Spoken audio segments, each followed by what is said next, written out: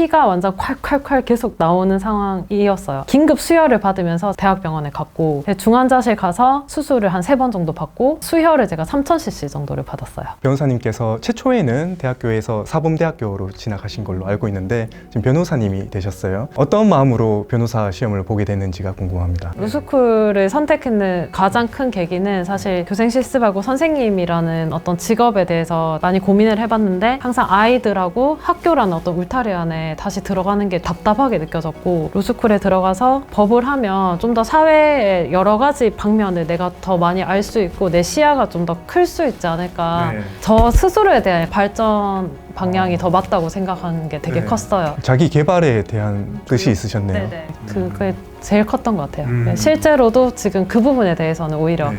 좀 더 만족하고 있는 것 같습니다. 네. 그러면 준비하시는 과정이 쉽지 않으셨을 것 같은데 어떤 마인드로 변호사 시험을 준비하셨는지가 궁금합니다. 사실 법 공부를 한 번도 안 해본 상태에서 로스쿨을 갔고 가서 3년 만에 이제 많은 공부를 해야 된다는 부담감은 당연히 있었어요. 근데 사실 할만했고요.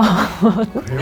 네, 근데 사실 뭐 1기 때는 합격률이 조금 높다고 얘기를 하니까 그때 당시에 제가 약간 불안한 마음이 들면 내가 뭐 하위 몇 프로에 들지 않으면 무조건 붙는다. 그러니까 이건 붙을 수 있는 시험이라는 네. 자기 확신을 가지기 위해서 굉장히 노력을 했던 것 같고 자기 확신을 가지려면 실제로 공부를 많이 해야 되잖아요. 아, 그렇죠. 네, 많이 해야 되고 저는 약간 공부를 되게 막 열심히 하거나 오래 할 수 있는 스타일은 아니거든요. 근데 그냥 할 때 집중을 좀 하고 제일 중요한 게 이거였어요. 목표를 정하고 무조건 하려고 하면 목표까지 못 가면 되게 힘들잖아요. 네. 약간 사람 마음이. 그럴 때는 그냥 제 마인드는 하는 데까지는 해보자. 중간에 포기하지 말고 네. 내가 할 수 있는 만큼은 어떻게든 그냥 해보자. 그 마음으로 그냥 버텼던 것 같아요. 그럼 결과에 집착을 안 하셨던 거예요? 그렇죠. 당연히 이제 결과도 중요하긴 한데 결과에 집착하면 그 순간이 너무 힘드니까 그냥 지금 내가 할 수 있는 게 뭔지를 생각을 하고 지금 내가 할 수 있는 거는 이 공부밖에 없고 그러면 지금 이 순간에 그냥 공부를 하자 이렇게 생각을 하고 그냥 딱 그 순간에 그냥 좀 집중하는 그런 마음이었어요.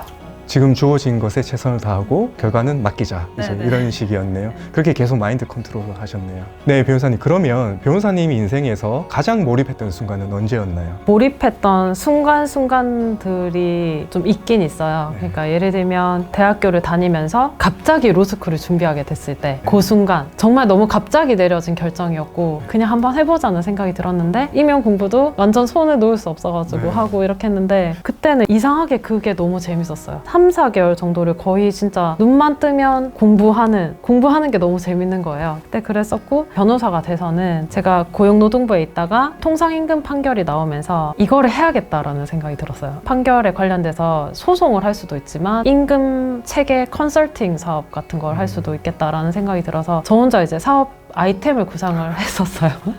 네, 물건을 만들어서 팔고 싶었어요. 그 판결을 보면서 저는 오히려 내가 그러면 이 판결에서 말하는 임금 체계나 임금의 어떤 우리나라의 문제점들을 분석을 해가지고 분란이 있을 수 있는 사업장에 들어가서 우리가 이걸 다 해결을 해주고 체계를 좀 검토를 해서 컨설팅을 해주고 근로자들하고 이제 합의까지 다 이끌어내는 그런 사업을 구상을 해서 팀을 만들고 전문가들을 또 섭외를 하고 그 사업을 벌이기 시작을 했거든요. 네.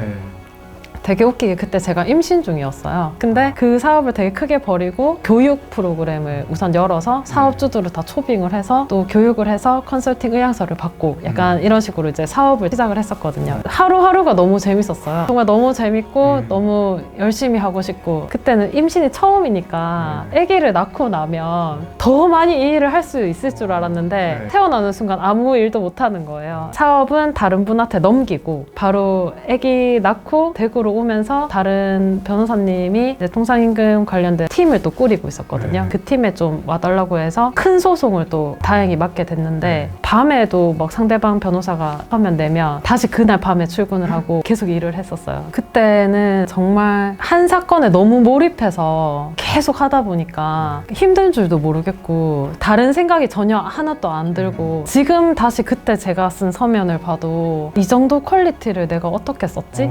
라고 할 정도로 정말 가장 열심히 했던 서면이거든요. 제가 이제 팀 꾸리고 뭐 항소심 맡고 하면서 이 서면을 같이 코워킹 신입 변호사님들 몇 네. 분이 계셨는데 그 변호사님들이 아직까지도 저한테 선배 그 서면 봤었다고, 자기 진짜 그 서면 보고 이 서면 쓴 변호사가 누군지 너무 궁금했다고 얘기할 정도로 네. 너무 사건에 몰입해서 열심히 했었던 것 같아요. 네. 변호사 인생에서 정말 잊을 수 없는 또 성과도 좋았습니다.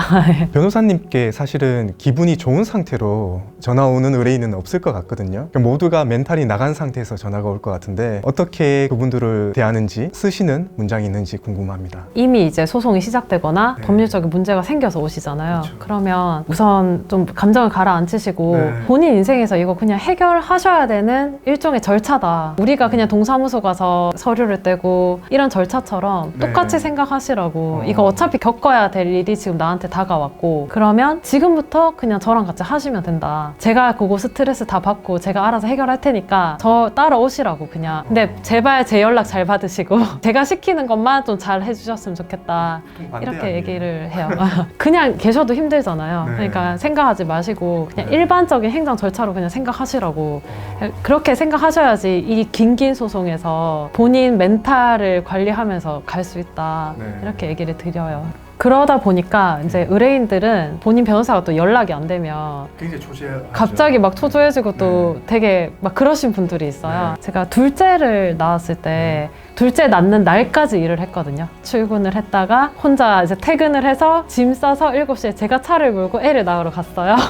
근데 첫째를 낳아봤으니까 쉽게 낳을 줄 알았는데 선생님 말로는 정말 살아 돌아와줘서 고맙다. 저한테 그렇게 얘기를 하셨고 피가 완전 콸콸콸 계속 나오는 상황이었어요. 긴급 수혈을 받으면서 대학병원에 갔고 중환자실 가서 수술을 한 3번 정도 받고 수혈을 제가 3000cc 정도를 받았어요. 정말 심하게 아팠고, 근데 우리가 일을 쉴 수가 없잖아요. 당사자들은 전부 다 저만 보고 그렇죠. 소송 진행하고 네. 있는데 제가 응급실에 실려가서 오늘 중리 내일 중리하고 있는 상황에서도 계속 전화는 오고 재판은 진행이 돼야 되고, 물론 애를 낳으러 가기 전에 재판 부탁은 여러 변호사님들한테 해놓은 상태죠. 파일도 못 쓰고 막 이런데 이어폰 꼽아서 재판 진행되면 그 변호사님한테 재판 진행 사항 다시 듣고 당사자한테 연락해가지고 오늘 재판 이렇게 진행됐고 다음 재판할 때까지 이거 준비해 주셔야 된다. 이거를 병상에 누워서 계속 해야 되는 거예요. 근데 그거를 사실 당사자들한테 얘기를 잘 할 수가 없겠더라고요. 그냥 그때는 그냥 제가 할 일을 한다고 생각을 했어요. 정말 이게 맡길 데가 없거든요. 사건을. 변호사님, 그러면 생사가 오고 가는 그 순간에도 의뢰인들한테 전화를 하신 거잖아요. 그 의뢰인들은 반응이 어땠어요? 의뢰인의 특성마다 다른데요. 네, 어떤 분들은 전화를 한 것 자체에 굉장히 미안하고 네. 고마워하시는 분들도 있고, 또 어떤 분들은 내 사건을 진행하는 변호사가 지금 중환자실에 있는 거예요.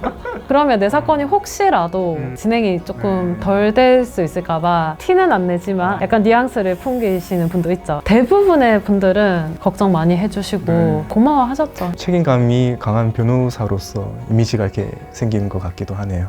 그런가요? 네. 변호사님이 되시고 나셔서도 사실 다른 직업을 좀 거치셨잖아요. 수입적인 부분으로 봤었을 때 변호사라는 직업이 다른 직업들과 비교했었을 때 좀 어떠셨는지. 변호사는 정말 스펙트럼이 너무 커요. 못 버는 사람도 있고 너무 잘 버는 사람도 있는 것 같아요. 저 같은 경우에는 그래도 그 모든 직업 중에서는 경제적인 면에서는 가장 좋은 것 같고, 그만큼 업무량이 많습니다. 스트레스도 많이 받고 하루에 전화 통화량이 한 100통은 되는 것 같아요. 그리고 제가 특채가 돼서 공무원도 했었는데 사무관이었거든요. 그때도 소득이 그렇게 나쁘진 않았다고 생각을 해요. 일반 직장의 월급? 근데 대신 그때는 팀이 있잖아요. 그게 또 사실 너무 재밌고 좋았어요. 팀원들한테 같이 으쌰으쌰 할 수 있는 그게 있어서 경제적인 거는 훨씬 차이가 나지만 되게 좀 재미있고 좀 좋았었던 것 같아요. 그러면은 변호사라는 직업이 업무량이 엄청나잖아요. 하루에 100통 정도의 전화라고 하면. 그것을 견디게 해주는 요인은 돈인가요?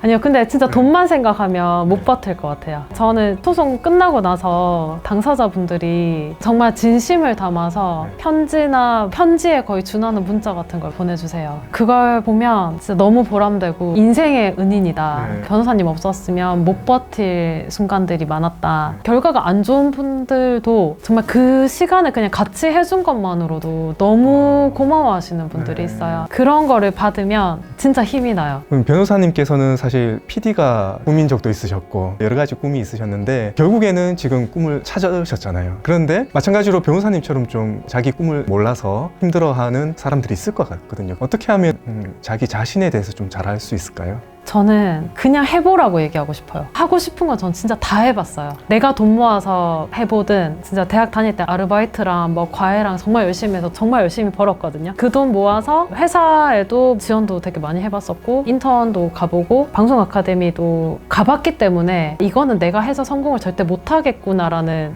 확신을 얻고 사실 내려왔어요. 그러니까 안 가본 길에 대한 어떤 아쉬움 이런 게 저한테는 좀 적은 것 같아요. 그 직업에 대한 장단점을 스스로 체험해보면 이 부분은 나한테 되게 맞고 이 부분은 좀 안 맞고 이 부분은 경제적으로 너무 또 나하고 안 맞고 이런 것들을 그 속에 들어가서 볼 수 있었기 때문에 지금 현재 제 직업에 좀 만족하고 있는 느낌이에요. 여러 가지 고민이 되시면 사실 그 직업에 대해서 잘 알려면 좀 긴 기간을 거치는 게 중요하긴 한데 맛보기라도 한번 경험할 수 있으면 자기가 그 분야에서 안 될 것 같다라는 생각을 들 수도 있거든요. 너무 망설이지 말고 망설일 시간에 한번 해보면 훨씬 더 확신이 드는 것 같아요. 네, 저는 주변에 지나온 세월에 대해서 후회가 없다라는 사람은 변호사님 처음인 것 같아요. 저 역시도 그런 후회를 하는 면이 있거든요. 근데 변호사님은 많이 해봤기 때문에 경험을 해봤기 때문에 후회가 없으시군요. 한 번 정도는 저는 한번 시도해보고 좌절해보고 시도해보고 좌절해보고의 과정이 살면서 꼭 필요하고 그러면 그만큼 본인한테 후회가 없을 것 같고 그런 생각입니다. 법무법인 큐브의 이민정 변호사님을 모시고 이렇게 얘기를 나눠봤었는데요. 변호사님 오늘 나와주셔서 이런 마인드에 대해서 동기부여에 대해서 좋은 말씀 해주셔서 감사하고요. 다음번에 좋은 기회로 한번 모시겠습니다. 감사합니다. 감사합니다.